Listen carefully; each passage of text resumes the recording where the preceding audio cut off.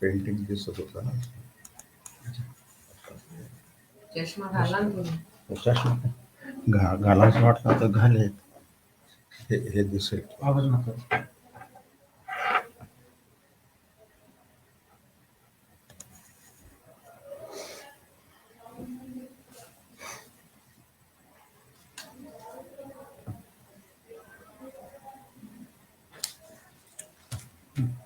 Start करा introduction.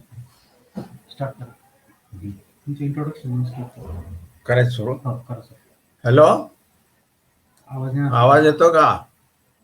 तिकून काय करणार ना तुम्ही स्टार्ट करा. आवाज येतोय तुम्ही चालू करा. तिकडून तुम्ही बोलणार नाही, तुम्ही चालू करा. झाला आवाज? अच्छा. हॅलो, या प्रसंगी सिंधुजन अकादमी आणि जो हा उपक्रम ठेवलेला आहे हा अतिशय स्तुत्य आणि तरुण पिढीला उपयोगी पडणार आहे. तसंच वेगवेगळ्या ज्ञानशाखेचा अभ्यास करणारे जे आहेत त्यांना पण खूप उपयोगी होणार आहे. तर ह्या सिंधू जन अकादमीचे जे पदाधिकारी आहेत किंवा अध्यक्ष कोण असतील ते डॉक्टर शिंदे सर यांचा मी खूप आभारी आहे.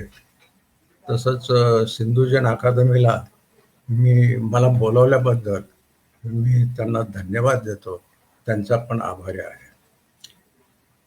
या प्रसंगी बोलायचं झाल्यानंतर कला आणि समाज हा विषय आहे आणि हे बोलणारा जो माणूस आहे त्याच्याबद्दल तुम्हाला माहिती पाहिजे की तो कोणत्या ज्ञान असलेला माणूस आहे आणि काय बोलणार आहे, त्याची पात्रता काय आहे. तर मी एक रिटायर्ड प्राध्यापक आहे. तर इथे गव्हर्नमेंट सर्व्हिसमध्ये होतो मी.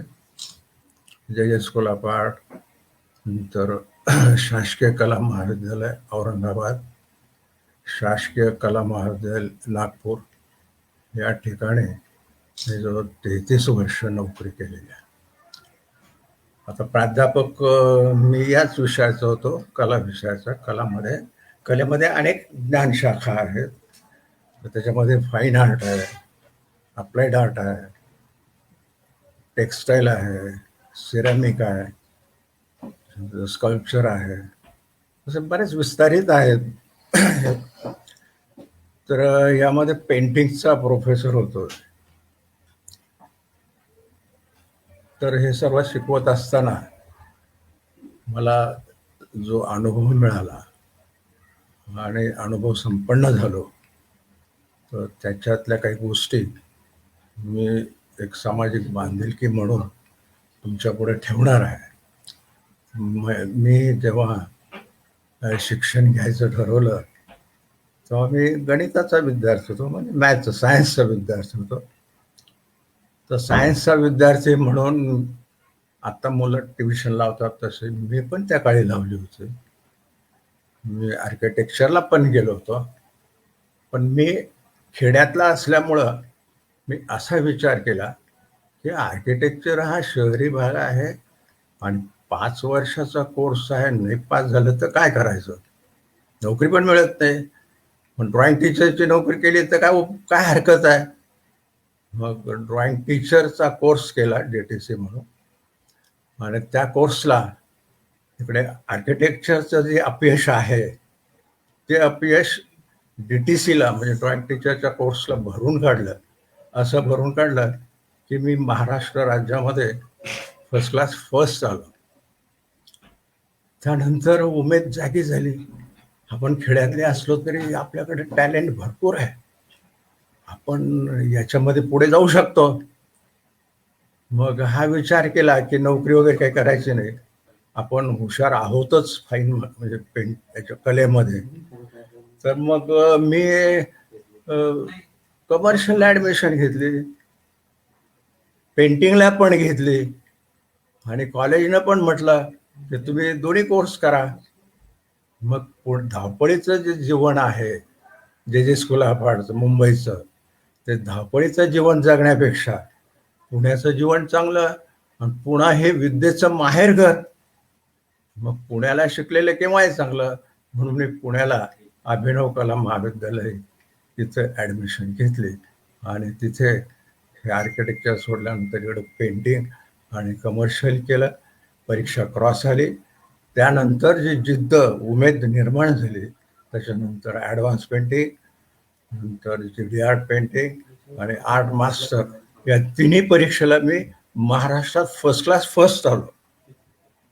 आणि जेव्हा त्याची चिंतन झालं, विचार झाला की अरे म्हणे जेचा माणूस विद्यार्थी कुठला असा, जेचाच विद्यार्थी पहिला यायचा, पण हा पहिलाच विद्यार्थी आहे असा की 4 वेळेस महाराष्ट्रात पहिला आला. मग वजन वाढलं ना आपलं. खेड्यातल्या माणसाचं वजन शहरात वाढणं याचा आनंद ते खेड्यातल्या माणसासारखा त्याच कोणाला कळणार नाही. मग आमची मान टाईट झाली, आत्मविश्वास वाढला, आमच्यातला शेतकरी गळून पडला आणि आम्ही कलाकार झालो. कलाकार झाल्यानंतर मग मुंबईला जायचं, एक्झिबिशन्स पाहायचे, मोठमोठ्या आर्टिस्टचे एक्झिबिशन पाहायचे आणि त्या आर्टिस्टच्या कामावरती क्रिटिसिझम करायचो आम्ही की हे नेमकं काय करतात, कसं करतात, का करतात.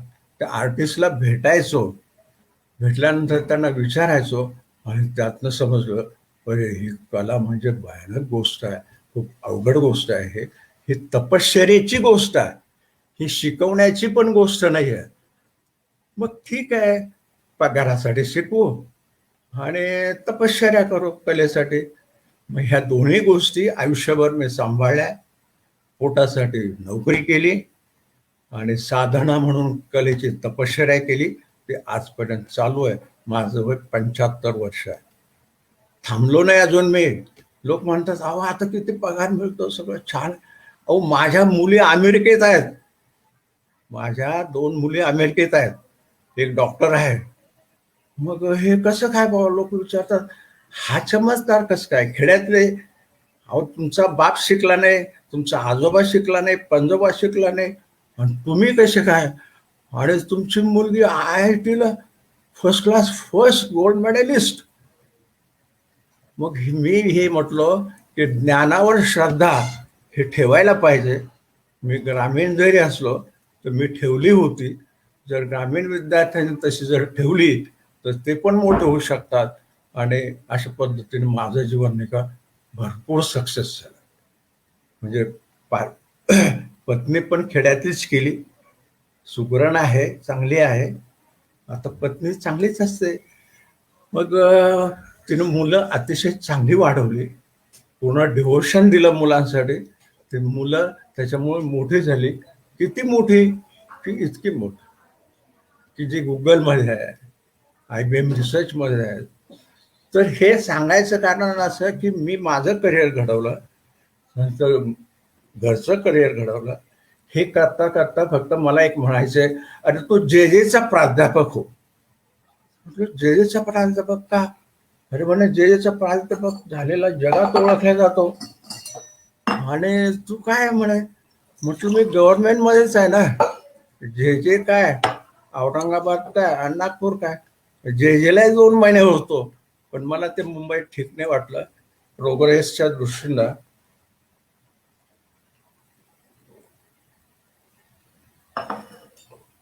आणि स्वतःचा प्रोग्रेस, कुटुंबाचा प्रोग्रेस, गावाचा, समाजाचा, या दृष्टीनं मी हे योगदान दिलं.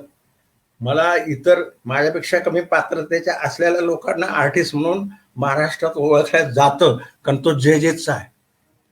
पण आम्हाला नाही जात का.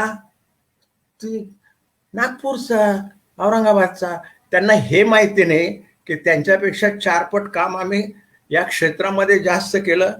पालक म्हणून त्यांच्यापेक्षा श्रेष्ठ आहोत. अहो त्यांच्या बायकांचे डायव्हर्स झाले, माहिती नसेल तुम्हाला, सांगतो मी. हे सांगावं लागतं जीवनातल्या काही गोष्टी. पण मी हे सगळं सक्सेस झाल्यामुळं मी कृतार्थ झालो, देवाचे आभार मानले आणि तेव्हापासनं मी ठरवलं पेंटिंग आणि अध्यात्म. तर अध्यात्मातला माझा पहिला गुरु कोण असेल तर आचार्य रजनीश ओशो हा माझा गुरु. मी पुण्याला असताना त्यांच्या आश्रमात जायचो, त्यांचे लेक्चर्स ऐकायचो, त्यांचे पुस्तकं माझ्याकडे आहेत. ते सांगायचं कारण तुम्हाला प्रेरणा कुठून मिळाल्या, प्रेरणा मिळणं ही खूप आवश्यक असतं. तुमच्यापेक्षाही तुम्हाला मिळणारी प्रेरणा मोठं करत असते. तुम्ही मोठे नसता, तुमच्या आजूबाजूचे जे पालक म्हणा कोण असतात ते तुम्हाला मोठं करतात, गुरु म्हणा. ते ओशोचा अध्यात्माचा टच मिळाल्यामुळं तो टच माझ्याच्याने मरेपर्यंत काय पुसल्यात जाणार नाही. त्याच्यामुळे मी डिव्होशन काय असतं, मेडिटेशन काय असतं, ह्या पूर्ण गोष्टी आत्मसात केल्या. त्याच्यामुळं मी पेंटिंग करतो. आणि आपल्या विष्णू धर्मोत्तर पुराणामध्ये आहे, विष्णू धर्मोत्तर पुराणामध्ये हे लिहिलेलं आहे की सर्वात श्रेष्ठ पर्वत कोणता, मेरू पर्वत सर्वात श्रेष्ठ पर्वत. आणि अंड्यातून जन्म घेणारा सर्वात श्रेष्ठ पक्षी कोणता, साहजिक गरुड पक्षी. आणि माणसामध्ये राजा श्रेष्ठ. आणि कलेमध्ये सर्वात श्रेष्ठ चित्रकला ही सर्वात श्रेष्ठ. आणि तुम्हाला जर परमेश्वराकडे लवकर जायचं असेल तर तुम्ही चित्रकलेच्या माध्यमातूनच जाऊ शकता, कारण ते त्याच्यामध्ये मेडिटेशन होतं. तुम्ही एकटे असाल तरच चित्र होतं, नाही तर चित्र होत नाही. मग मेडिटेशन हाच एक मार्ग आहे की तुम्ही कलेकडे जाऊ शकता. म्हणून चित्रकला ह्या कलेनं मला खूप दिलेलं आहे. त्याच्यापेक्षा आणखी काही मला मिळालं नसतं. आर्किटेक्चर झालं असतं तरी एवढं जे वैभव मिळालं हे मिळालं नसतं. आणि दुसरं की याच्यातून जी दिव्य दृष्टी आली त्याच्यातून आप्पासाहेब पवार, शरद पवारांचे भाऊ, ज्यांनी इस्रायलची शेती पाहिली, ज्यांनी इस्रायलच्या शेतीवरती पुस्तकं लिहिलं, लेख लिहिले सकाळला, ते आम्ही वाचले, आमच्या भावांना वाचायला दिले आणि त्यांनी वाचलं आणि त्याच्यातूनही आमच्या शेतीचा सुद्धा विकास झाला. म्हणजे इथे बेस काय आहे, नॉलेज, ज्ञान हा मूळ बेस आहे. आजही आम्ही 400 क्विंटल कपाशी काढतो, एकरी 80-90 टन ऊस काढतो. शेती पण आहे, शेतीचे ज्ञान आहे आणि त्या शेतकऱ्यांबद्दल प्रेम पण आहे. आणि माझं असं मत आहे की शेती हा उपेक्षित भाग राहू नये, त्याच्याबद्दलही समाजाने आस्था दाखवावी. तर त्याच्याबद्दल आस्था काय मला दिसत नाही. कीर्तनं प्रत्येक वर्षी होतात, प्रत्येक गावात होतात, 7-7 दिवस होतात, पण एकही तास त्या शेतीसाठी घेतल्या जात नाही की ज्यांच्या शेतीच्या पैशातूनच ते होतात. अनेक महाराज पोचल्या जातात, पण शेतकऱ्यांना मार्गदर्शन करणारा, त्याचं काही लिटरेचर असणाऱ्या असं गावात काही लायब्ररी वगैरे असं काही होत नाही. आता हे झाल्यानंतर मूळ याच्याकडे येऊ आपण की मला मेरिट बरोबरच ॲज ए चित्रकार म्हणून म्हणजे महाराष्ट्र आणि भारतीय पातळीवरती मला 22 बक्षिसं मिळालेले. तिथे 22 बक्षिसं मिळाले, आर्टिस्ट म्हणून मिळाले. आणि 100 एक्झिबिशनमध्ये माझे चित्र हँग झाले. ते 100 चित्र जर मी पाठवले नसते तर माझा आज 50 लाखाचा बंगला असता. पण मी ते कलेला वाहिलं, पैसे खर्च केले, वाहिलं. आणि कलाकारांबरोबर नुसते टीचर बरोबर स्पर्धा करायची नाही, तर भारतातल्या कलाकारांबरोबर पण स्पर्धा करायची. म्हणून भारतातल्या कानाकोपऱ्यातल्या ठिकाणी एक्झिबिशन मधनं सुद्धा मला प्राइजेस मिळालेले आणि एक वर्कशॉप केलेले मी. आणि त्यात आणखी एक सांगतो की जिथे मला स्वर्ग मिळाल्यासारखा झाला ते म्हणजे मी अमेरिकेला 6 वेळेस गेलो. अमेरिकेला 6 वेळेस गेल्यानंतर तिथे व्हॅन गॉग प्रत्यक्ष भेटला मला, रेमरा भेटला, पिकासो भेटला. कोण कोण भेटले नाही मला तिथे. इतके लोक भेटले म्हणजे त्यांच्या कलाकृती पाहायला मिळाल्या. आणि मला मग समजलं, अरे भारतात तर काहीच नाहीये, परदेशात तर किती आहे. न्यूयॉर्कमध्ये माइल्स ऑफ म्युझियम म्हणून आहे की रस्त्याच्या दोन्ही बाजूनं मैलभर असे म्युझियम्स आहेत.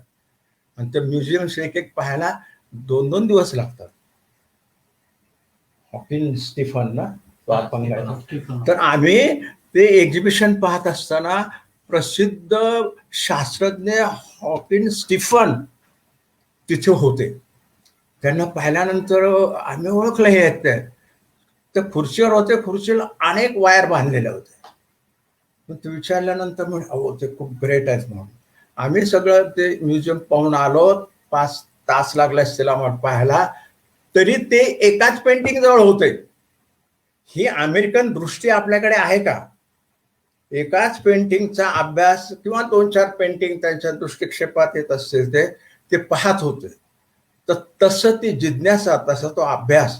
तर मी अवाक झालो. म्हटलं काय एवढं आपण आर्टिस्ट असलं तर एवढं पाहत नाही. तर खूप पाहिलं, खूप मिळालं, समाधान झालं. कोविड हा आलेला आहे, करोना सध्या. लोक म्हणतात अहो तुम्ही म्हातारे झाले, कोरोना होईल तुम्हाला. म्हटलं झाला तरी काय, मी सगळं अनुभवलेलं आहे, सगळं मिळालेलंच आहे मला. एकदा तर विठ्ठलच आला स्वप्नात. स्वप्नात आल्यानंतर म्हटलं घरी फोन आला, रे काय तुझं? हे म्हणे आलो मी इकडे. तर म्हणे हे काय आहे? म्हटलं पेंटिंग आहे.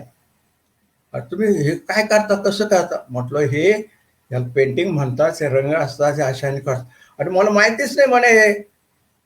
मला हे मला तुम्ही सांगा हे कसं असतं तर मी करेल. मला हे माहितीच नव्हतं. मला जग सगळं माहिती आहे, पण हे नेमकं माहिती नाही. तर म्हटलं तुम्ही कधी पण या, हे कलर रंग सगळं सगळं असतील आणि ते होईल. पण म्हटलं तुम्ही येणार कसे? रात्रीच्या वेळेस कोणी भक्त नसतो तिथे. दिवसा येतात त्या स्वार्थासाठी नवस करून. रात्री कोणी नसतं. तर रात्रीचं तुम्ही म्हटलं रात्री येईल. असं झालं ते आध्यात्मिक टच म्हणजे असं आहे की इथं माझं मन, स्वप्न म्हणजे माझं मन असं म्हणतं की परमेश्वर सुद्धा, परमेश्वराला हे मान्य आहे. आणि कोणत्याही संस्कृतीचं मूल्यमापन त्याची कला किती विकसित झाली त्याच्यावरती अवलंबून आहे. ज्या ठिकाणी कला विकसित झाली नाही त्याचं मूल्यमापन होत नाही, योग्य होत नाही. तरीही जगाची निर्मिती झाली तेव्हा काय विमान नव्हते, तेव्हा काय सगळ्या गोष्टी नव्हत्या इतर. पण कला ही प्रत्येक ठिकाणी त्या त्या पद्धतीनं निर्माण झालेली आहे. समजा मी भीमबेटका, आपण भारतीय कलेमध्ये प्रागैतिहासिक काळामधल्या ज्या कला समजतो, तर भीमबेटका जे आहे, तर भीमबेटकामध्ये आपण समजतो ही खूप जुनी हजारो वर्षापूर्वीच्या कलाकृती आहेत. तर ते पण पाहिलं मी. भोपाळपासून 40 किलोमीटरवरती भीमबेटका आहे. और ते जे ड्रॉइंग केलेले आहेत ना, ते आजही मॉडर्न, आपण म्हणतो मॉडर्न पिरियड वगैरे, आजही ती लाईन बऱ्याच लोकांना येणार नाही. म्हणजे ती इंडिव्हिज्युअलच आहे त्याची, प्रत्येकाची वेगळी असते. तर त्याने जे प्राण्याचे ड्रॉइंग केलेले आहेत ते अतिशय सुंदर. आणि ज्याला डिस्टॉर्शन करायला पाहिजे म्हणतो आपण, ते डिस्टॉर्शन केलेले म्हणजे त्याला रिअलिस्टिक येतच नव्हतं ना. कारण मुळातच माणसाचा स्वभाव डिस्टॉर्शनचा आहे.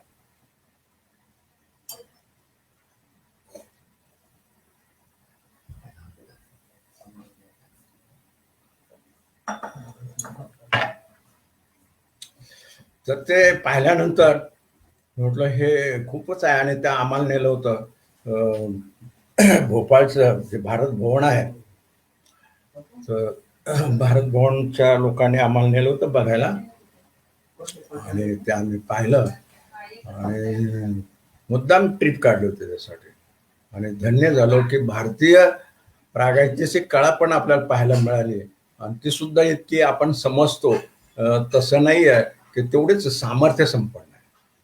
मग आमच्या बरोबरचे जे तज्ज्ञ होते भोपाळचे वगैरे ते सांगणारे, ते म्हटले अहो इथूनच कळत न कळत तंत्रआर्टची सुरुवात आहे. तंत्रआर्टची सुरुवात इथून कशी काय? म्हणजे ते म्हणे शिकार व्हावी म्हणून हे त्याला दगड मारायचं, चित्र काढायचं आणि त्याला दगड मारायचं. मग दगड मारला की शिकार फत्ते होणार. मग शिकार फत्ते होणार म्हणून ते तसं करायचं.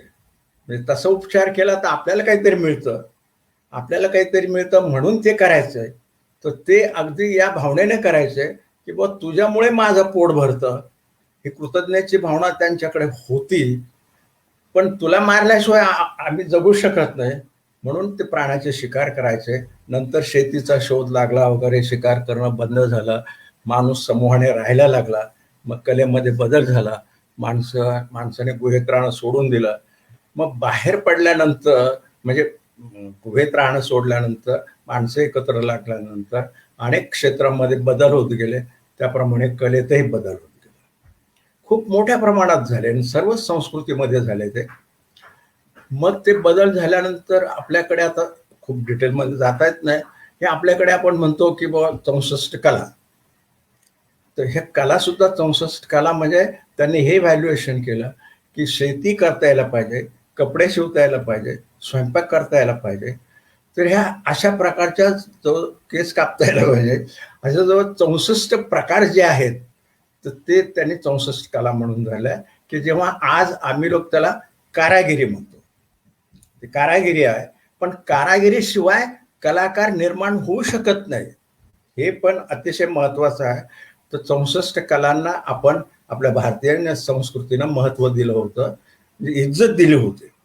तर 64 कला ज्या आहेत, ज्या दर्जेनं त्याची किंमत होती, ते आज तेवढी राहिली नाही, कमी झाली. तो कोंडरे, तो लोहार, तो चांभार, तो कुंभार, तो सुतार, असं करून आपण त्यांचं व्हॅल्युएशन कमी केलं. पण त्याचबरोबर जसं 64 कला आहे, तसं मग बौद्धिक याच्यामध्ये वेद झाले, पुराण झाले, खूप खूप लिहिल्या गेलं, शोध लागल्या गेले. तर ही जे मानवाची प्रगती खूप मोठ्या प्रमाणात सुरू झाली सर्वच ठिकाणी. तर ही वेगाने सुरू झाली किंवा त्यांच्या गरजेप्रमाणे सुरू झाली, पण सर्व ठिकाणी सुरू झाले. आणि त्याच्यात मग आलं राहण्याचं ठिकाण, घरचं ते आर्किटेक्चर आलं. आर्किटेक्चर सुरुवातीचं नुसतं दगडावर दगड ठेवणं होतं, ते तर आता आर्किटेक्चर तुम्ही पाहता ताजमहाल पर्यंत कसं आहे, किंवा जुने कुठले इंग्लंडमधले किंवा युरोपमधले जुने कुठले आपले मंदिरं बघा तुम्ही कशा आहेत ते. तर ते त्यावेळेस जे आर्किटेक्चर आहे, आर्किटेक्चर हे काळाप्रमाणे गरजेप्रमाणे बदलत गेलं. तर धार्मिकता महत्वाची होती. एक काळ असा होता की जगाला धर्माची अत्यंत गरज होती पूर्ण जगामध्ये.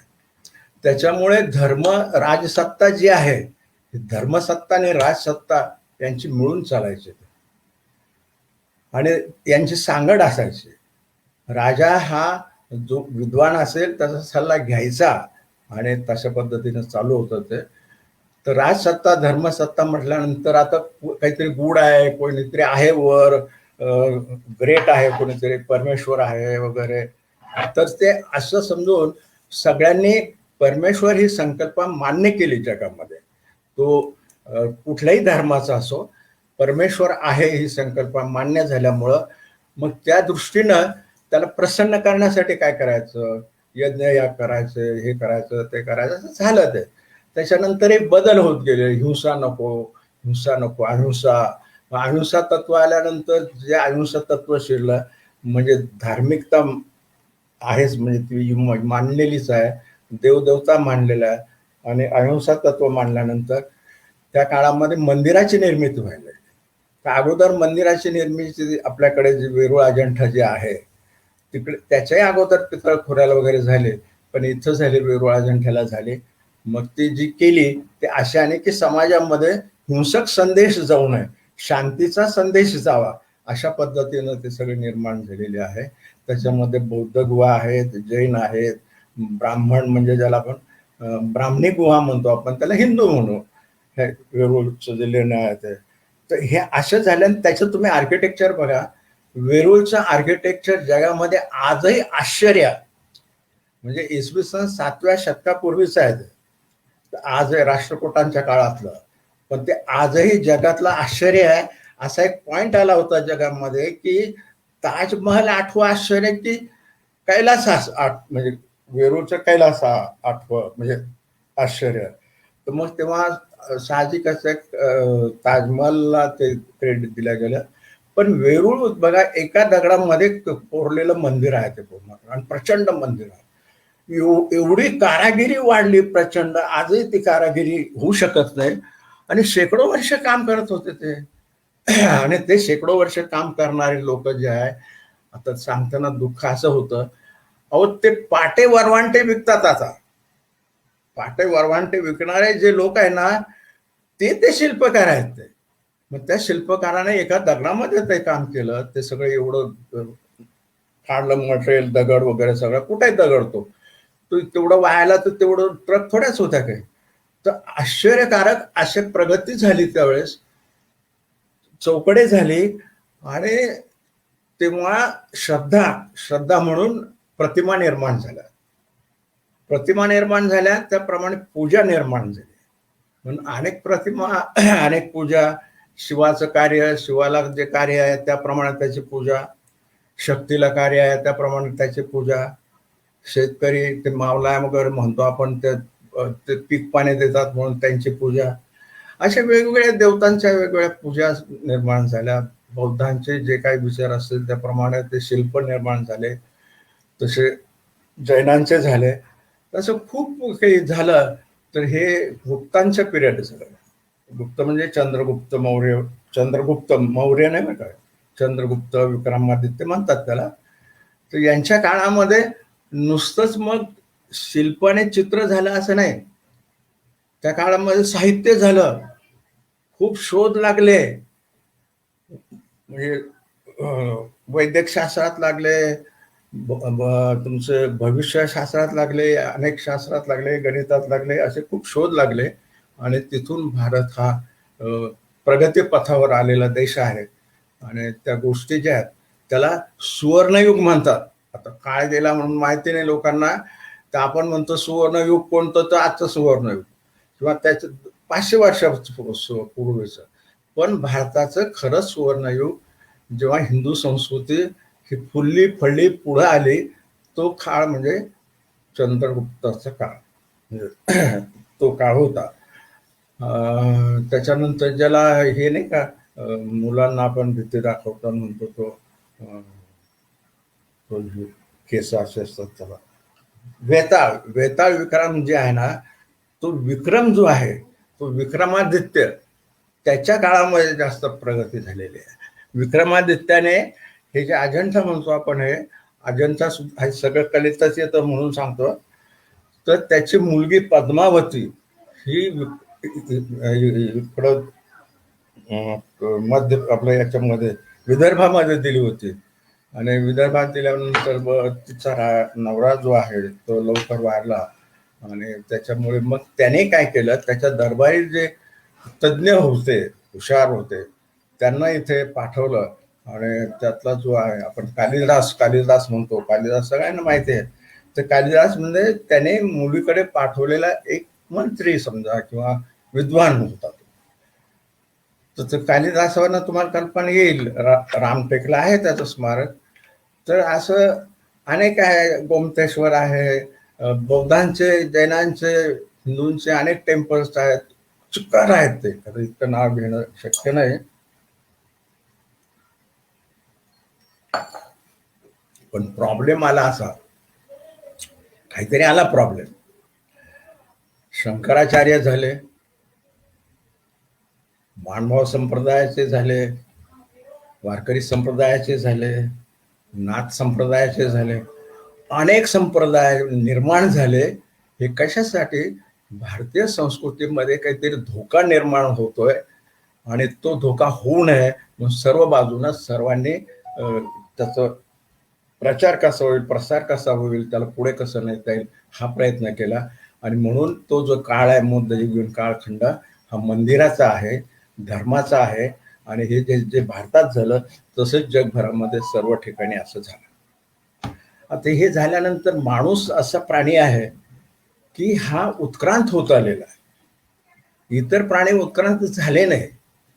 आज जो आहे, आजचा जो माणूस आहे त्याला जर विचारलं, त्याने त्याच्या मुलाला जर विचारलं, 15 वर्षाच्या मुलाला किंवा 10 वर्षाचं सुद्धा, तर त्याला जे सांगता येईल ते वडिलांना सांगता येणार नाही. इतकं प्रचंड प्रमाणामध्ये विस्फोट झालेला आहे ज्ञानाचा. आता ज्ञानाचा विस्फोट झालेला आहे, अनेक क्षेत्रात झालेला आहे. अशा याच्यामध्ये माणसं आहेत. तर हा साधारण 13व्या शतकापासून हा बदल व्हायला सुरुवात झाला. सायन्सला अतिशय महत्त्व आलं. जिथे सायन्सला खूप महत्त्व आलं, विज्ञानाला महत्त्व आलं, ते लोक पुढे गेले, शोध लावले. आणि जे म्हणजे धर्मातून बाहेर पडले नाही त्यांना उशीर लागला. आणि आणि काही आज आज असे पण आहे की ते बाहेरच पडत नाहीत. तुम्ही जर धर्माच्या बाहेर पडला नाहीत, धर्म म्हणजे अशाने अध्यात्म मानतो मी, अध्यात्म योग्यच आहे, अध्यात्म प्रश्नच नाही, अध्यात्माशिवाय प्रगट नाही, मनशांती नाही, जगालाही शांती नाही. तर ज्यांनी ज्यांनी ते लवकर सोडलं आणि बाहेर पडले आणि स्वातंत्र्य म्हणजे कोण? आत्मा जो आहे तुमचा, आत्म्याला न्याय देणं, बुद्धीला न्याय देणं स्वतःच्या. मग ज्यांनी तसं चिंतन केलं, तसा अभ्यास केला, त्याप्रमाणे शोध लागले, अनेक शोध लागले आणि या शोधामध्ये साधारणतः युरोपियन लोकांचं प्रमाण जास्त आहे, नंतर अमेरिका आहे, इंग्लंड आहे, युरोप आहे, अमेरिका आहे. पण अमेरिका हे नंतर आलेलं आहे, त्याच्याबद्दल बोलू आपण नंतर. पण हे जे मध्ययुगीन काळखंड जो आहे हा गेला, ज्याचा धर्माचा प्रभाव होता गेला. मग आता कशाचा प्रभाव आहे? आता विज्ञानाचा प्रभाव आहे, ज्ञानाचा आहे. एवढं प्रचंड ज्ञान आहे की तुम्ही किती जन्म घेतले तर तुम्ही ते मिळू शकणार नाही. पूर्वी तसं काय नाही. पूर्वी म्हणायचं म्हातारा झाला की 80-90 वर्षाचं, हा इतका ज्ञानी कोणी, किती जग पाहिलंय मी, एवढं जग, तर मला खूप अनुभव आहेत वगैरे. आता तसं नाही आहे, सारखं जग बदलतंय, प्रॉब्लेम निर्माण होतात, शरीराचे होतात, शेतीचे होतात, समाजाचे होतात, अपेक्षा खूप वाढलेल्या आहेत, राहणीमान वाढलेलं आहे. आणि याच्यामध्ये साहजिकच ह्या सगळ्या याच्यामध्ये काम कला करते. तर कला काय काम करते? तर कला ही स्वतःचं एक्सप्रेशन करते. माणसाला एक्सप्रेशन आहे ना स्वतःचं, तर मला माझं स्वतःचं एक्सप्रेशन करू द्या. नाव ठेवू नका. गुरु नाव ठेवतो, आई नाव ठेवते, भाऊ नाव ठेवतो, सगळे नाव ठेवतात. हे काय करतो, ना असं काय वागतो, ना असं का लिहितो, असं लिहित असतं का, देवाच्या विरुद्ध लिहितात का? तर आता ते प्रत्येकाला स्वातंत्र्य आहे आणि तो बुद्धीनं काम करतो. तू जरी एखाद्याला चांगलं वाईट म्हणेल तर तो बुद्धीचा वापर करून म्हणेल. तर बुद्धीला प्रचंड महत्व आलेलं आहे. त्याच्यामुळे ही जी संकल्पना आहे परमेश्वराची, ही मागे पडली आणि बुद्धीची संकल्पना ही वाढली. एवढंच आहे की बुद्धीला काबूत ठेवण्यासाठी तुमचं मन आहे की नाही, मनाचा विकास करा. मनाचा विकास केल्याशिवाय ते होणार नाही. म्हणून अनेक धार्मिक केंद्र झाले की जे असं शिक्षण देतात, असं सांगतात की तुम्ही खूप अभ्यास करा, खूप ज्ञानी व्हा, पण तुमचं मन तुमच्या ताब्यात राहिलं पाहिजे. जर नाही राहिलं तर तुम्ही कितीही पैसे मिळवले, कोटीनं मिळवले, काही केलं तर तुमचा विनाश हा ठरलेला आहे. पण माणसं इतके मागे लागलेले आहेत की पैसे खातात, लुबाडतात, काही पण करतात पैशासाठी. मग तेव्हा म्हटलं एकाने की हे कसं म्हणे, तर ते म्हणे आपलं म्हणजे ओशोच आहे आमचा. ओशोला म्हटलं, तो म्हटलं का रे, तू का नाही येत गंगाधर? तो नेहमी यायचा पूर्वी, आता का नाही येत? नाही येत. चल म्हणे आता मीच येतो त्याच्या घरी जायचो पूर्वी वगैरे असं. मग गेले घरी. त्याने पाहिलं गंगाधर काय येत नाही, कारण त्याच्या 2च माळ्या होत्या, म्हणजे 2 मजले होते आणि समोर 4 मजले झाले होते. मग तो म्हटला, मी तुझं दुःख समजलो काय ते. त्याने 4 मजल्यासाठी काय केलं असेल ते तुला माहिती नाही. रोज झोप येत नाही त्याला. त्याने किती भ्रष्टाचार केला, कोणी त्याच्या घरातलं कोणी त्याच्यामध्ये सहभागी नाही आहे. तर त्याने ते भ्रष्टाचार केला, त्याची फळं तो भोगतो. तू शांत झोप ना, तुला शांत झोप येऊ दे. कारण जो काही करणार नाही अशा गोष्टी, त्याला शांत झोपेची गरज आहे, म्हणजे येते. आणि जो असं करतो त्याला येत नाही. म्हणून मानसिक रुग्णालय खूप वाढले. पूर्वी नसायचंच मानसिक रुग्णालय, ही संकल्पनाच नव्हती, पण आता आहे. तुम्ही म्हणाला सर हे तुम्ही तर विषय सोडून चालले बाजूला. कला हा विषय घेतला, कला आणि समाज. तर समाज आणि कला ह्या पॅरलर गोष्टी आहेत, ह्या दोन्ही बरोबर चालतात. मेंदूमध्ये 2 भाग आहेत आणि दोन्ही भागामध्ये एक तुम्हाला इमॅजिनेशन शिकवते आणि एक आहे ना तुम्हाला जे तुम्ही वाचलं सवरलं वगैरे ते तुम्हाला संग्रहित करायला शिकवते.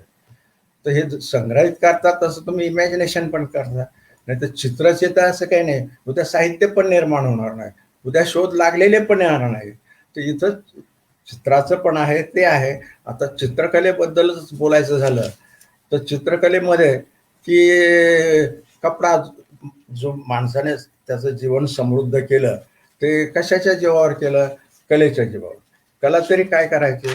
तर कला जी आहे ती जे तुम्हाला आध्यात्मिक अनुभूती देते ती इतर याच्यातनं मिळत नाही.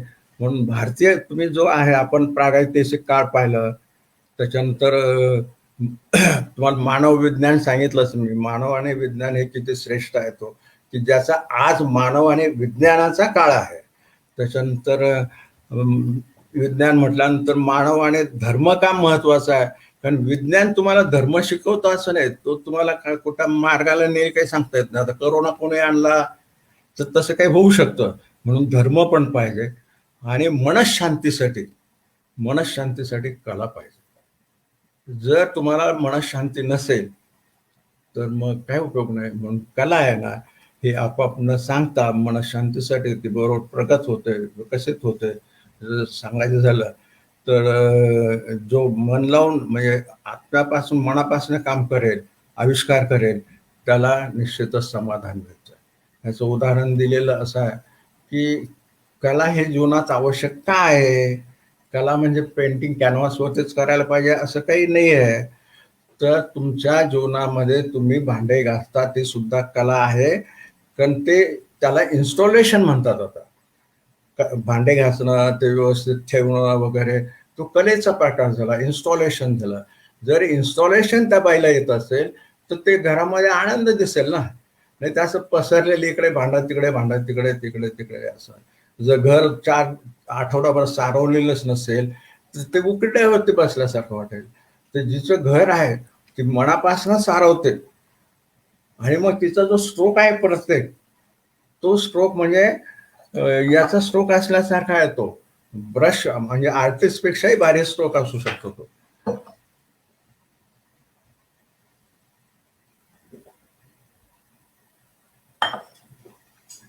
म्हणून पुरुषापेक्षा स्त्री गृहिणींना कलेची जास्त गरज आहे.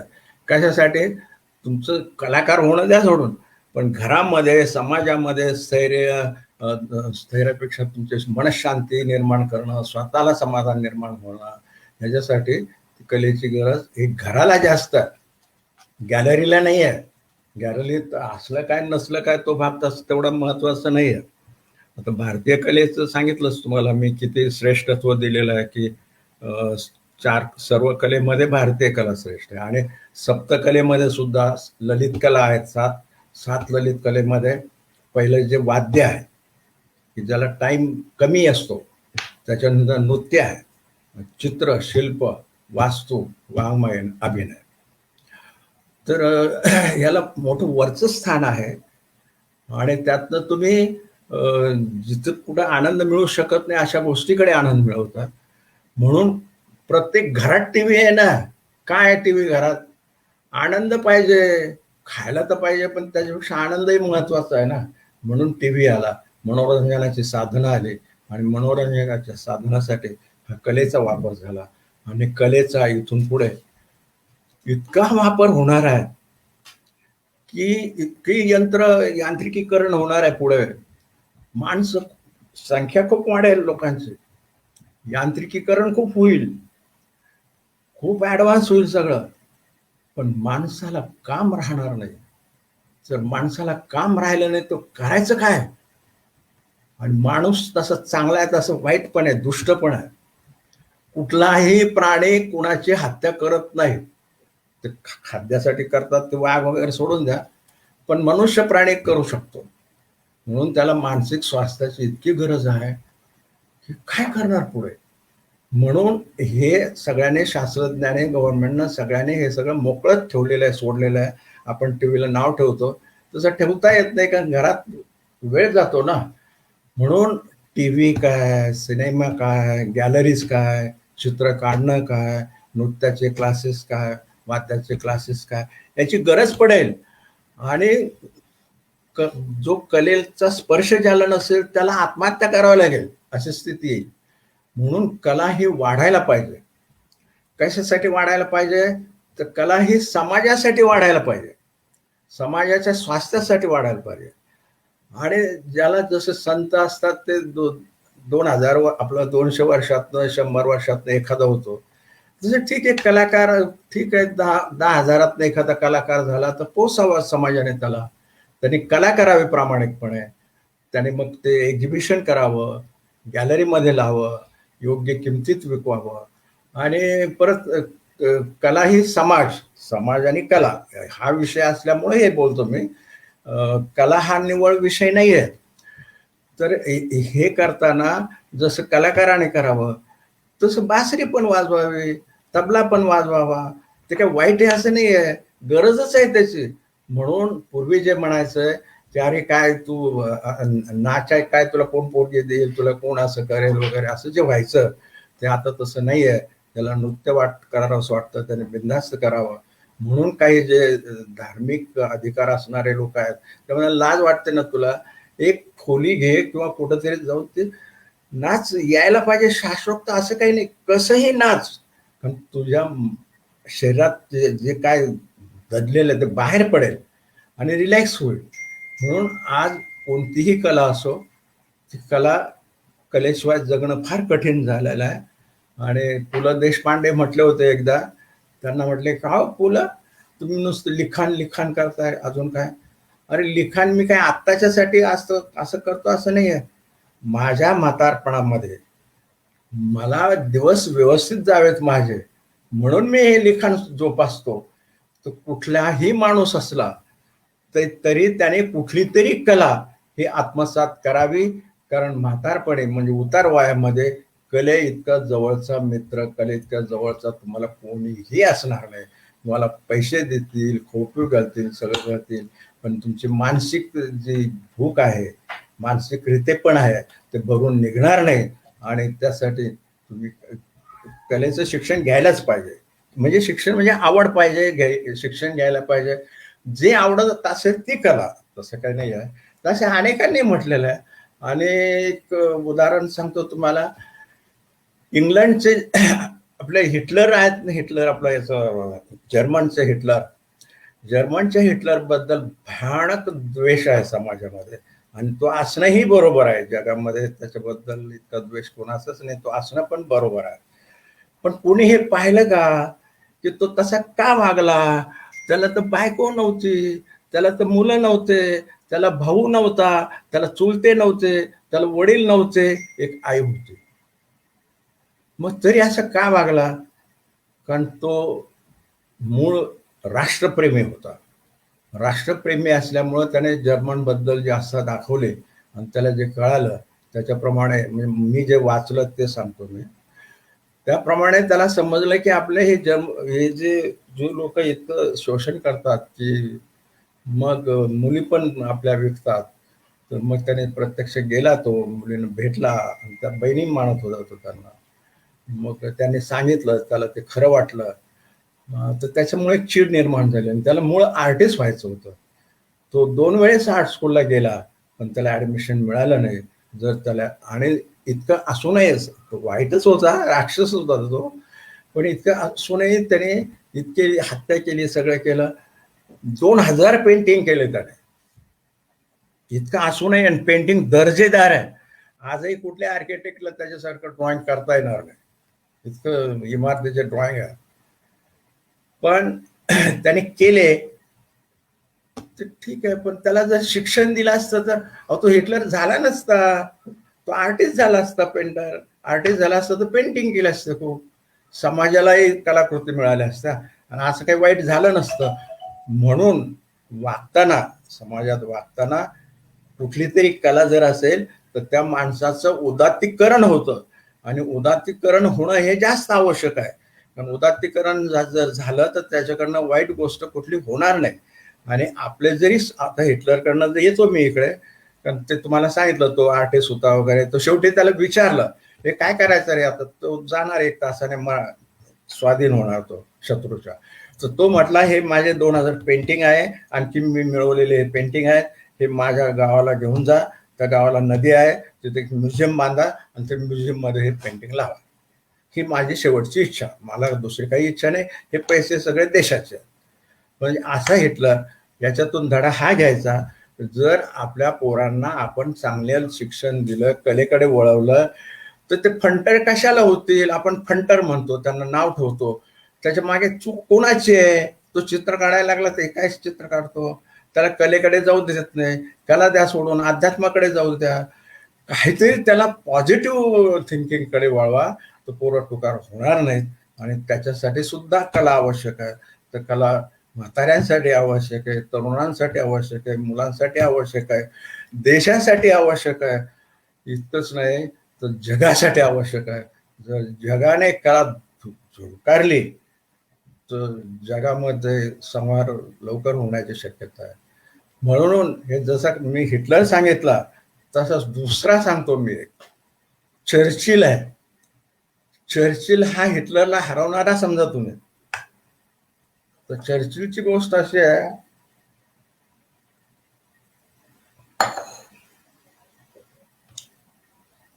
तो चर्चिलमुळे हिटलर हरला असं थोडक्यात म्हणतात. असं तर चर्चिलला नोबेल पारितोषिक होतं इंग्लिशचं, इंग्लिश लिटरेचरचं नोबेल पारितोषिक मिलिटरीत असणाऱ्या माणसाला मिळणं ही साधी गोष्ट आहे का?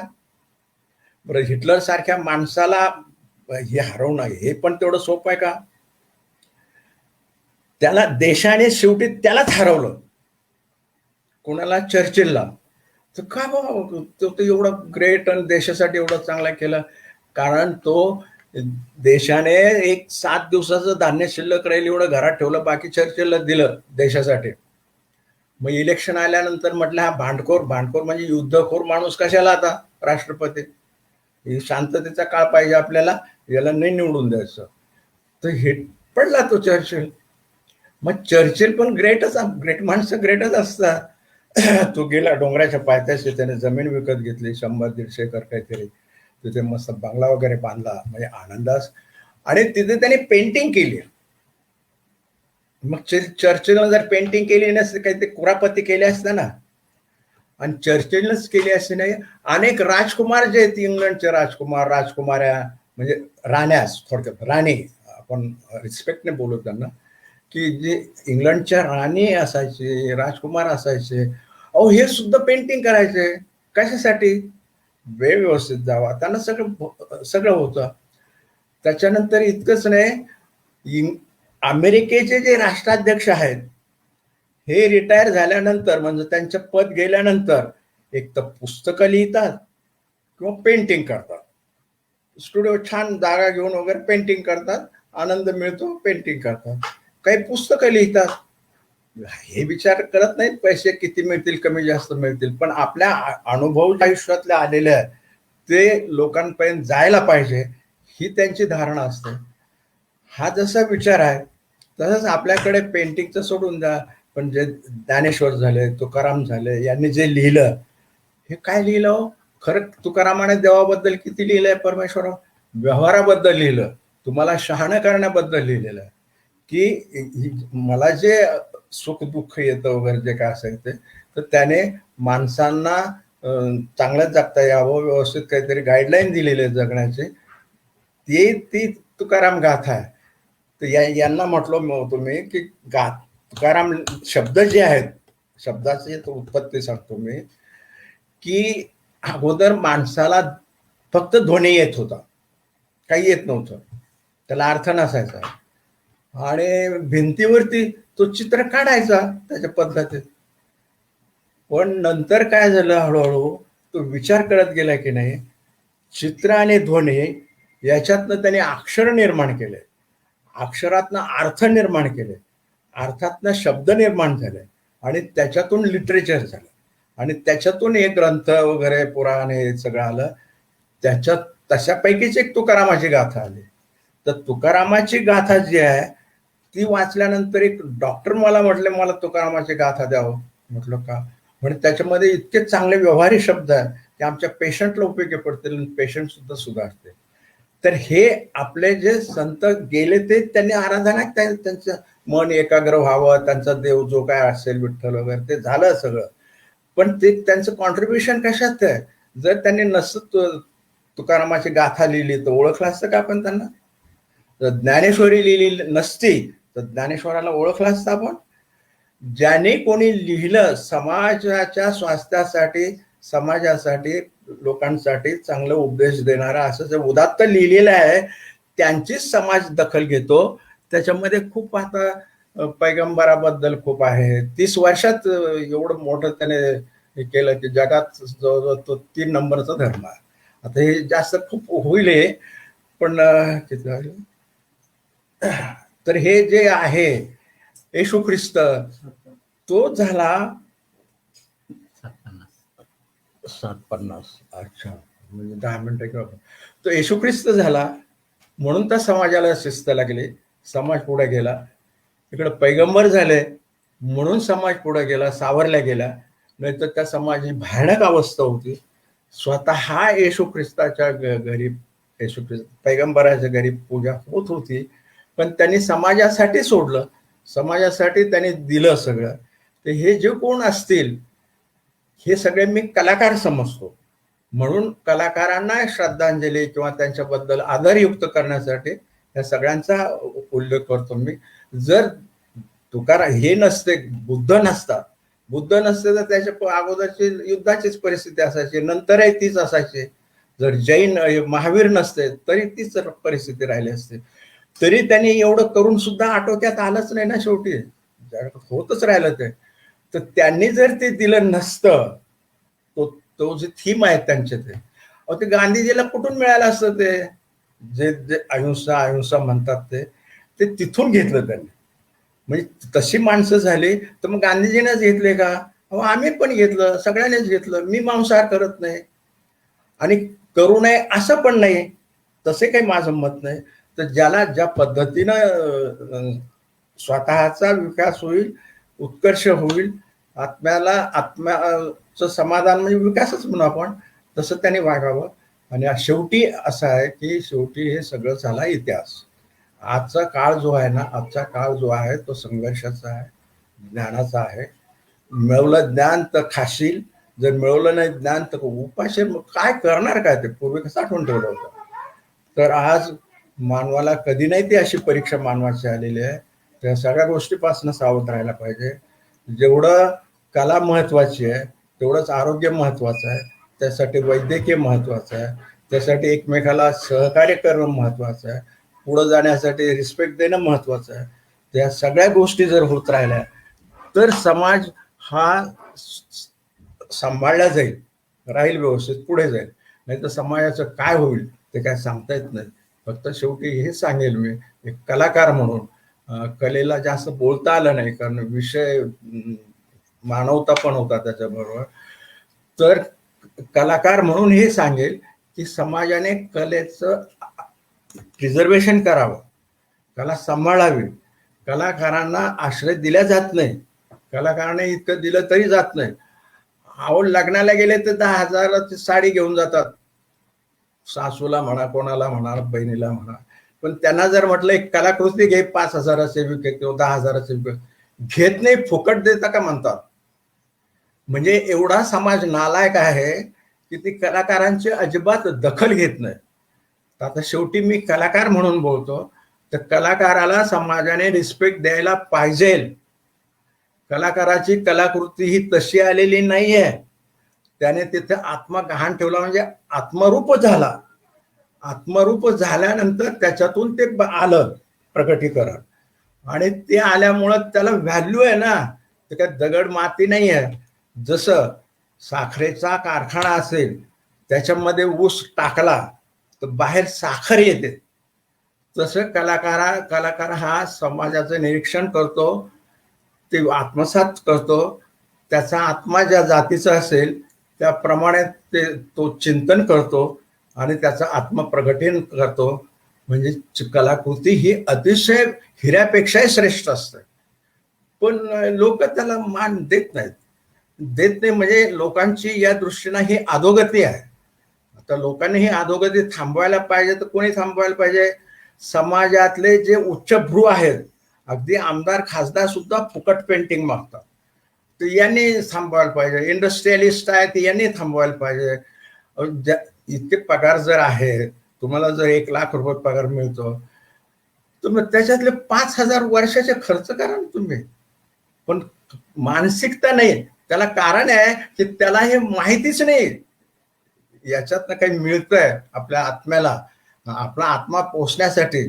करोना झाला तर 2-2, 4-4 लाख रुपये खर्च केले, पण इकडे करणार नाहीत. कारण अहो तुमचं मन स्वास्थ्य चांगलं असेल तर तुम्हाला आजार होतील कशाला, पण ते होत नाही. तर तुम्हाला कला आणि अध्यात्म या दोन गोष्टी सांभाळल्याशिवाय तुमची धरगत नाही समाजाची. नवीन येणारा जो समाज आहे त्याचं, तर तुम्हाला कलेला किंमत द्यावीच लागेल. आणि एक पाप असा आहे, ते तुम्हाला माहिती नाही, साधारण धर्मातले लोक सांगत नाही, जर चित्र भिंतीवर लावलं नाही तर त्या घराचा नाश होतो, हे असं सांगितलं जातं. म्हणून देवाच्या चित्रापेक्षा त्याच्या आत्म्यातून जे आलेलं प्रगटीकरण निर्माण झालेलं आहे की जगात एकमेव आहे, दुसरं नाही आहे, हे एकमेव आहे, तर मग त्याची स्थापना करा तुम्ही, तर तुम्हाला ते होऊ शकतं. नाही तर आपण म्हणतो ना त्या घराचा नाश झाला, हो ते काय खरं नाही. ते मग त्याला आपण देतो ते वास्तूच खराब होती, ते जागाच खराब होते, ते असंच खराब होतं. तर कलाकृती ठेवणं ह्या गरजेचं आहे. तुम्ही पूजा नका करू, पूजासाठी परमेश्वर हा जास्त श्रेष्ठ आहे. देवघर तुमचं ठेवा, तुमचं दैवत जे असेल त्याची पूजा करा, तिथं तुम्ही ध्यानस्थ व्हाल, तुम्हाला समाधान मिळेल. पण पूजा करून उठल्यानंतर तुम्ही घरात वावरात तेव्हा पूजा येणार नाही ना कामाला, देव दिसणार नाही ना, पेंटिंगच दिसेल. तर पेंटिंग ही अतिशय गोष्ट मोठी असते. मी जेव्हा अमेरिकेला गेलो होतो तेव्हा एका आर्टिस्टचं पेंटिंग पाहिलं मी, त्याचं नाव मला आठवण आता काळामुळे, रेमरा वगैरे खूप पाहिले मी. पण त्याचं पाहिल्यानंतर त्याने 5-6 पेंटिंग केले त्या लेडीचे, इतकं सुंदर होतं ते की मी जाऊन ते नतमस्तक झालो, पाय पडलो तिथे, लोक पाहत राहिले माझ्याकडे. तर ते सगळं पाहिल्यानंतर एक्झिबिशनला 2,000 रुपये तिकीट असतं, पण सकाळपासून लाईन लागते. इथं फुकट जरी म्हटलं तरी कोणी जात नाही. अगदी इथेच काय, जे जहांगीरला जात नाही तर जहांगीरला बाप कधी चक्कर मारा तुम्ही, 5-10 लोक फिरत असतात जहांगीरमध्ये, जास्त लोक नसतात. आणि आर्टिस्टही तो खूप मागे गेला ना त्याच्या, ते सांगत नाही कोणी, त्याची आर्थिक परिस्थिती चांगली असावी म्हणून तो नोकरी न करता पेंटिंग करतो. आणि त्याला एक कारण असतं, आशा असते की याचा कधी ना कधी पैसा येईल, आज नाही तर उद्या येईल. म्हणून पेंटिंग 40 कोटीला विकल्या गेलं गायतोंड्याचं. पण गायतोंड्याचं आयुष्य पाहिलं का तुम्ही कसं गेलं ते? तर मग आता 40ला घेता, मग त्यावेळेस 1 कोटीला घेतला असतं तरी चांगलं झालं असतं ना. आणि पेंटिंगच्या एवढ्या किमती आहेत की मॅक्झिमम पेंटिंगची किंमत नाही का 2,000 रुपये, 2,000 कोटी झाली. आता तो आर्टिस्ट जो आहे, तो आर्टिस्ट असा आहे की लिओनार्दो व्हिंची हे नाव जर तुम्ही ऐकलं असेल तर लिओनार्दो व्हिंचीचं पेंटिंग आहे. आणि लिओनार्दो व्हिंची हा काय आहे माहिती आहे तुम्हाला? आतापर्यंत जो सर्वे झाला जगाचा, जगामध्ये मोठी माणसं झाली, त्याच्यामध्ये सर्वश्रेष्ठ माणूस हा लिओनार्दो व्हिंची आहे. टॉपला, रँक मध्ये सर्वात टॉपला लिओनार्दो व्हिंची. आणि त्याचं ते पेंटिंग आहे. इतका पेंटिंगवरची जीव होता त्याचा, तो कुठं जायचं झालं तर पेंटिंग असं काखेत घेऊन फिरायचं, तो एवढा जीव होता. पेंटिंग करायला लागले 4 वर्ष. आणि त्याने अॅनाटॉमीचा शोध लावला, अनेक याचा शोध लावला त्याने. खूप ग्रेट सायंटिस्ट म्हणूनच त्याला हा ऑनर आहे, फिलॉसॉफर म्हणून नाही, संत म्हणून नाही. हे आपले संत जर काढले ना 100च्या खाली येतात ते रँकमध्ये, गांधीजी 100च्या खाली येतात. तर एवढा तो किती मोठा असेल. आणि मग शेक्सपियर, ते फिलॉसॉफर जे आहेत दुसरे, कांट वगैरे वगैरे, हे बरं आहेत ते सगळे. तर उदाहरण देताना असं की तो, त्याच्यानंतर लिओनार्दो व्हिंची, मायकेल अँजेलो. तर सिस्टीन चॅपल पाहायला जगभरातले लोक जातात जर्मनमध्ये, इटालीमध्ये. तर इटालीमध्ये गेल्यानंतर सिस्टीन चॅपल जे त्याने पेंट केलं, एवढी श्रद्धा होती त्याच्या देवावरती, ते छतावर ते पेंट केलं. तर त्याला झोपून पेंट केलं त्याने 4 वर्ष, झोपून 4 वर्ष ते पेंटिंग केलं. आणि तेव्हा राज्य असायचं, पोप असायचे ना तेव्हाचे, पोपचं राज्य असायचं, राजांचं नसायचं. तो पोपचं राज्य होतं. त्याने केलेलं पेंटिंग पाहिलं, पोपने त्याला बोलावलं, झापलं, त्याने फेकून दिलं सगळं पोपचं. म्हणे ते तुझं ऐकत नाही म्हणे, काय करायचं कर मला. मग पोप समजदार होता तो म्हणे तुला पाहिजे तसं कर, पण कर. कारण त्याने काय केलं होतं, स्वर्गातल्या ज्या स्त्रिया ज्या प्रतिमा आहेत त्यांना काही कपडे शिवलेले असणार का स्वर्गामध्ये? नाही. मग स्वर्गातले जशी मान असतील स्त्री प्रतिमा वगैरे तसे त्याने पेंट केल्या होत्या आणि ते दृश्य होतं ते स्वर्गात वगैरे. तर सिस्टीन चॅपल हे जगातलं सर्वात मोठं चर्च आहे आणि तिथले सर्वात मोठे पेंटिंग त्याने केलेले आहे आणि पेंटिंगपेक्षा तो मोठा स्कल्प्टर होता, खूप मोठा स्कल्प्टर होता. तर रॅफेल म्हणून एक झाला, तर तो सुद्धा खूप मोठा पेंटर होता. तर हे 3 जे नाव आहेत ना, हे जगाच्या इतिहासामध्ये सर्वश्रेष्ठ नाव आहे. त्याला रेनासन्स पिरियड म्हणतात. म्हणजे तिथून पुनरुत्थान काळ, मग तिथून पुढं कलेमध्ये बदल झाला. मग रिअलिस्टिक यायला लागलं, खूप खूप सुंदर अशा प्रतिमा तयार व्हायला लागल्या.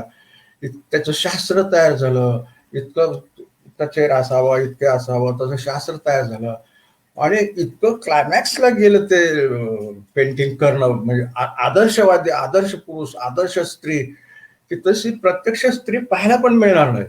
तर इतकं झाल्यानंतर मग त्यांना कंटाळा आला त्याचा. हेच हेच काय करायचं आणि त्याच्या टेक्निक तेच टेक्निक वापरायचं, तेच टेक्निक वापरायचं. म्हणून त्याने तो बदल करण्यासाठी लिओन व्हॅन गॉग एक आर्टिस्ट होऊन गेला. त्याला ते आवडलं नाही. त्याने रंग लावायचा, फासायचा रंग, अशा पद्धतीचं तो करायला लागला. आणि त्याने मग लँडस्केप वगैरे इतर विषय घेतले, हे पौराणिक विषय सोडून दिले. त्याने खूप बदल केला. तिथून पुढे कलेमध्ये बदल झाला.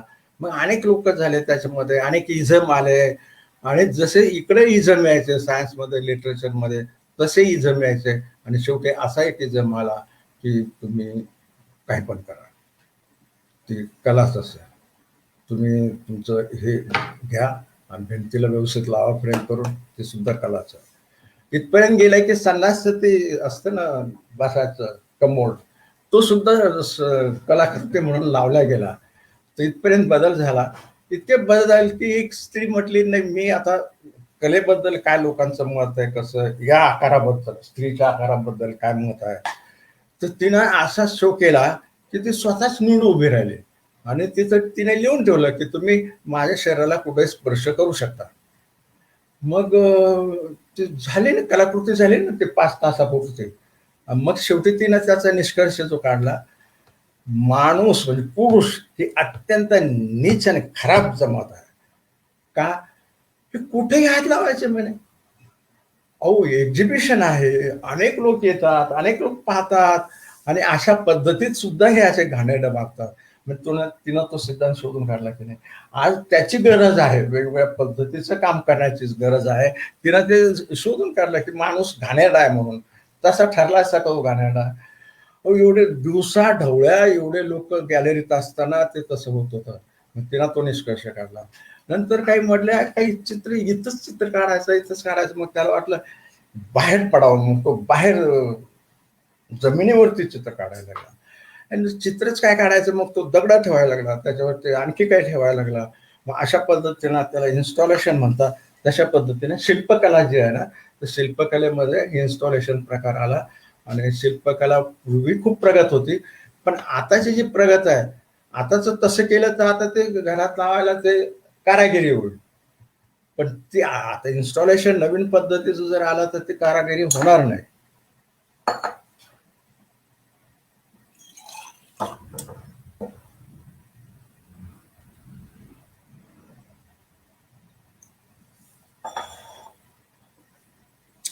आणि कुणालाही कोणीही असला तर शेवटी हात हा श्रेष्ठ आहे, कला श्रेष्ठ नाही आहे, माझं मत. आणि हाताने तुम्ही काम केल्याशिवाय, हाताला इथून ऑर्डर मिळतात मेंदूकडनं, तसं हात काम करतो असं ठेवलं. पण उचलला तर इथून ऑर्डर मिळाली म्हणून. मग हात काम करतो कुणाच्या भरोशावरती? मेंदूच्या भरोशावरती. मग मेंदू ऑर्डर सोडतो तसं करतो. म्हणजे स्किल, कौशल्य जे आहे ते मेंदू आणि हात याच्याद्वारे कौशल्य मिळतं. पण त्याच्या पलीकडे आणखी काहीतरी इथं होतं ना काहीतरी. तर मग याच्या पलीकडे जे तुमचं मन आहे, हे मन आहे तुमच्या शरीराचा पार्ट जरी असला तर आणखी पण आहे त्याच्यामध्ये, त्याच्यात परमेश्वराचा अंश आहे असं म्हणू आपण.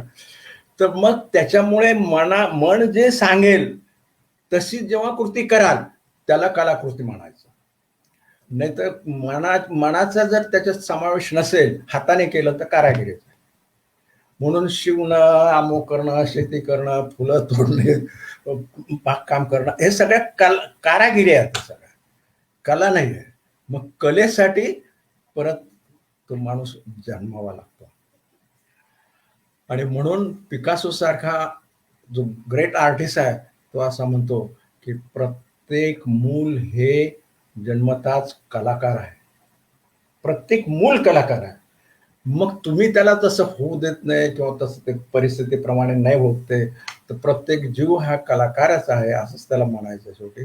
आणि पिकासो हा अनेक कलाकार आहेत खूप मोठे, पण पिकासो हा अलीकडच्या याच्यामध्ये सर्वात मोठा समजला जातो. आणि पिकासोनं जी बंडखोरी केली कामामध्ये, जे इझम्स वगैरे दाखवले वगैरे, त्याने खूप त्याचे पृथक्करण केलं, ते सायंटिफिक असं दाखवलं त्याने खूप. तर त्याचे पेंटिंग पाहिले आम्ही, त्यात खूप किमती वगैरे त्याच्या पण आहेत. पण पिकासो हा श्रेष्ठ का? कारण तो एक गोष्ट कोणी सांगत नाही, ते ती पण कारणीभूत असं जागतिक लेवलचे जे कम्युनिस्ट पक्षाचे सभासद होते ना, तो तसा होता. रशियाच्या कम्युनिस्ट पक्षाचा तो सभासद होता असं म्हणतात ते. आणि तरी त्यांनी कधी माणसाचं चित्र काढलं नाही. ते कम्युनिस्टमध्ये हे मॉडर्न चित्र चालत नाही. तर हे पिकासो सारखे. नंतर एक मॉडर्न आर्ट ज्याला म्हणता तुम्ही, तर मॉडर्न आर्टमध्ये की कॅन्दस्की म्हणून एक कलाकार होऊन गेला, त्याने चित्र काढलं, ते रशियनच्या एक्झिबिशन मध्ये लागलं. लोकांनी म्हटलं की हे मॉडर्न आहे म्हणून, त्याने नाही म्हटलं, कारण ते समजत नसेल. मग तिथून मॉडर्न शब्द जो आहे ना, ऍबस्ट्रॅक्ट शब्द जो आहे ना, तिथून आला तो. आणि तो पेशाने होतो वकील जरी होता, तर त्याला हे अंग असल्यामुळं त्यावेळेस जे पॉलिटेक्निक होतं तिथं तो प्रोफेसर होता. तर त्याने असे डायमेन्शन जी दिली याला कलेला, तर ऍबस्ट्रॅक्ट तिथून सुरू झालं. आणि हे जर ऍबस्ट्रॅक्टही चालू आहे आज, सर्वच प्रकार चालू आहे आजही. शेवट करताना सांगतो असं आहे की तुम्ही आजही अर्ध्या तासात पेंटिंग करू शकता. आणि आजही एका आर्टिस्टनं 4,000 तास एका कॅनव्हासवर काम केलं. 4,000 तास. मग असं पण आहे, असं पण आहे की आज फोटो जे आहे, ह्या फोटोला काय करतात, फोटोच्या पुढचं फोटो रिअलिझम सुरू झाला. मग त्याच्या पुढे जाऊन फोटो सरिअलिझम सुरू झाला. फोटो रिअलिझम, सरिअलिझम म्हणजे आपल्याला स्वप्न पडतात, आपण स्वप्नात पाहतो का त्या गोष्टी असतात की नाही. तर फोटो तर तो असेलच, पण त्याच्याबरोबर इतर काहीतरी स्वप्नील वातावरण असेल, अशा पद्धतीचं आज तसं पण सुरू झालेलं आहे. तर आज कला म्हणजे हेच केलं म्हणजे कला, आणि हे केलं म्हणजे कला नाही, तसं काही नाही आहे. काही करा, त्याच्यामध्ये सौंदर्य पाहिजे, मनाला तुम्हाला आनंद देणारं पाहिजे, आणि समाजाला घातक नसलं पाहिजे. या गोष्टी जास्त महत्वाच्या आहेत. आणि समाजाने या दृष्टीनं कलेला पॉझिटिव्हली घ्यायला पाहिजे, आणि त्याची जास्त गरज आहे. पण हे शहरी कला ही शहराकडे जाते, आणि ग्रामीण भागातली जी कला आहे ती आज थोडीशी शुद्ध, म्हणजे त्यांची जशी होती तशीच आहे. ते कोणाचं काय हे करतात असं काही नाही आहे. तर ग्रामीण भागातले म्हणजे जे आदिवासी लोक आहेत ते आहेत, त्यांची कला त्यांची शुद्ध स्वरूपात आहे, तेही करतात.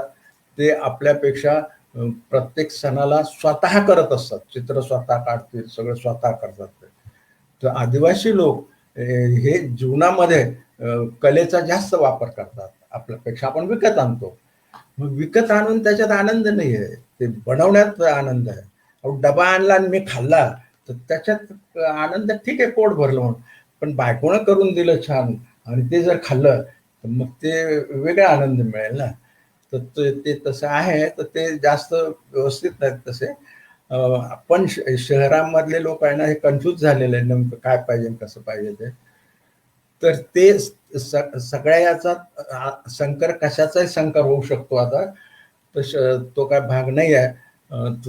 तुम्ही आता अमेरिकन कला घेऊ शकता, आपले ते घेऊ शकता. कारण जग हे कसं झालं, एक झालं जग. म्हणून याच्यात हे कुठं देव कुठं, आणि याच्यात कुठं अमुक नाही, त्याच्यात तमुक नाही. जे असेल ते जग एक झाल्यामुळं जवळ आलं जग. त्याच्यामुळे इतर गोष्टी गळून पडल्या. नाही तर पूर्वी प्रवास करणं सुद्धा, अमेरिकेला जाणं म्हणजे समुद्र प्रवास करणं हे वाईट होत समजलं जात होतं. आता सगळ्यांची मुलं जातात अमेरिकेला, का बरं जातात आता? तर हे जे बदल आहेत ते बदल आवश्यक आहे, आणि त्याच्यासाठी कला आवश्यक आहे. कलेमध्ये हे सांगितलं बदल होत गेलेले. तर याच्यामध्ये मटेरियल बदललं. मटेरियल बदल हे काय सांगतो की ब्रश घेतला कलर लावला म्हणजे झालं चित्र. तसं नाही, नुसतं ब्रश न राहिला, हाताने पण तुम्ही करू शकता, वाटीने करू शकता. का इतके इन्स्ट्रुमेंट बदलले, इतक्या सगळ्या गोष्टी बदलल्या, सरफेस पण बदललेले. हा असा कॅनव्हास 10,000 रुपये मीटरचा पण कॅनव्हास असतो. असं हा हा असा कॉस्टली आहे. हा कॅनव्हास 4-5 हजार कॅनव्हास असतो. तर हे आणि कलर जे असतं एवढी ट्यूब 600 रुपयाचे असतं. तर हे आपल्याला माहिती नाही. आणि जे श्रीमंत असतात युरोपकडचे साधारण ते काय करतात, ते देताना वस्तू सगळ्यांकडे असतात हो. ते म्हणतील आमच्याकडे वस्तू आहे, मग ते देताना कलाकृती देतात, प्रेझेंट. आणि नुसतं प्रेझेंट जरी दिल्या तरी आपल्या कलाकारांना बरंच मिळेल. तर तसं देत नाहीत. आता मी सांगतो की किती चांगला असला तरी मित्र म्हणतो, अरे मला दे ना हे, दे ना. पण ते असं नाही काही म्हणजे करत नाहीत तसं. तर आता गॅलरीमध्ये जे होतं, गॅलरीत चालतं, गॅलरीत खूप काही विक्री होत होती. एक काळ असा होता की याच्या अगोदरच जेव्हा तेजी होते ना, त्या तेजीमध्ये सर्वात जास्त सनसेक्स पेंटिंगचा होता. आता सनसेक्स पेंटिंगचा असल्यामुळं त्यावेळेस एवढे पेंटिंग विकले आर्टिस्ट लोकांनी. गव्हर्नमेंट त्याच्या अगोदर नाही का टॅक्स बसवत नव्हता, इन्कम टॅक्स. मग ते त्यांच्या लक्षात आल्यानंतर सगळ्या आर्टिस्ट लोकांच्या स्टुडिओवरती धाडी टाकल्या, पेंटिंग पाहिले की ते आणि तेव्हापासनं गव्हर्नमेंटनं सुद्धा टॅक्स लावून टाकला. आणि आता तर काही खपत नाही, आता काहीच खपत नाही. आणि टॅक्स तर लावून टाकला. पूर्वीचं जे गव्हर्नमेंट होतं, म्हणजे कसं असं होतं, काँग्रेस गव्हर्नमेंटनं पेंटिंग हे जो विकत घेईल त्याला टॅक्स नव्हता, विकणारालाही नव्हता, विकत घेणाऱ्यालाही नव्हता. कारण जगायचे नव्हतं त्याच्यामुळे. आता दोघांना पण टॅक्स आहे. मग तुम्ही कशाला घ्याल, टॅक्स वाचणार नाही तर अशी परिस्थिती झालेली आहे. तसं आता कसे कुठे जाईल याचं काय सांगता येत नाही. पण आपण एक आहे याच्याबरोबर आता कला सांगतोच. आपल्याला आर्थिक तेवढं महत्वाचं नाही आहे, आपल्याला सामाजिक स्वास्थ्य महत्वाचं, आपलं स्वास्थ्य महत्वाचं आहे, राष्ट्राचं स्वास्थ्य महत्वाचं आहे, मानव जातीचं महत्वाचं आहे. या सगळ्या दृष्टीनं माझं स्वतःचं असं मत आहे की कला हे सगळ्यांनी जवळ करायला पाहिजे, आणि कलेला जीवनामध्ये महत्त्व देऊन जीवन जगलं पाहिजे. तर सगळे व्यवस्थित जगू शकतील. नाहीतर दुसरं महायुद्ध झालं आणि तिसरं झालं आणि किती महायुद्ध होतील. तर तसं काही नको असेल, महायुद्ध नको असतील, स्वास्थ्य हवं असेल तर कलेची पूजा करावी, म्हणजे आपलीशी करावी, पूजा करावी असं नाही. तर मी आता वेळेअभावी हे बंद करतो बोलायला. मी किती बोलेल, पण वेळेचं बंधन असतं. म्हणून आता किती वाजलं, हा. तर तुम्ही शांतपणे ऐकून घेतलं, त्याबद्दल तुमचे अतिशय मनापासून धन्यवाद. तर त्यांच्यानंतर सिंधुजन अकादमी यांनी जे कलेला इथं व्यासपीठ दिलं बोलण्यासाठी, तर त्याच्याबद्दल त्यांचे विशेष धन्यवाद. त्यांनी असंच मला बोलावं असं नाही, कलेच्या दृष्टीनं जे चांगलं असेल ते बोलावं लोकांनी, म्हणून त्यांना बोलवावं. कलेसाठी सुद्धा वेळ द्यावा. त्यांनी भरपूर वेळ दिलेल्या अनेक गोष्टीसाठी. 170 लेक्चर झाले त्यांचे. तर त्यांचं विशेष अभिनंदन करण्यासारखं आहे. आणि विशेष मी यासाठी करतो की याच्यामध्ये हे सगळं करत असताना आमचे डॉक्टर साहेब जे आहेत त्यांनी जे याच्यासाठी वेळ दिला आणि हे करून घेतलं, लोकांकडनं कामं करून घेतले ना त्यांनी. तर डॉक्टर शिंदे सर हे म्हणजे पेशाने डॉक्टर आहेत, ते इंजेक्शन देतात, तपासतात तुम्हाला म्हणजे. आणि तसे असून सुद्धा इतर विषयामध्ये त्यांनी लक्ष घालणं. मग आता 170 विषय झाले ना, मग एवढं ज्ञान मिळवून दिलं ना त्यांनी. तर असं ज्ञान कलेक्शन करणारे कलेक्शन निगेटिव्ह पॉझिटिव्ह कसंही असो असं माझं मत, पण ते ज्ञान उपलब्ध व्हायला पाहिजे. म्हणून मी त्यांना अगदी धन्यवाद देतो, त्यांच्या चरणी नमस्कार करतो. धन्यवाद सर्वांचे. सर्वांनी ऐकून घेतलं शांतपणे. त्याच्याबद्दल काही विचारायचं असलं तर मी फेसबुकवरती असतो, रोजच असतो. मला फेसबुक आवडतं म्हणजे कसं, अहो चित्र ठेवता येतं आणि तिथे, म्हणून आवडतं. तर सर्वांना धन्यवाद. थँक्यू. नमस्कार.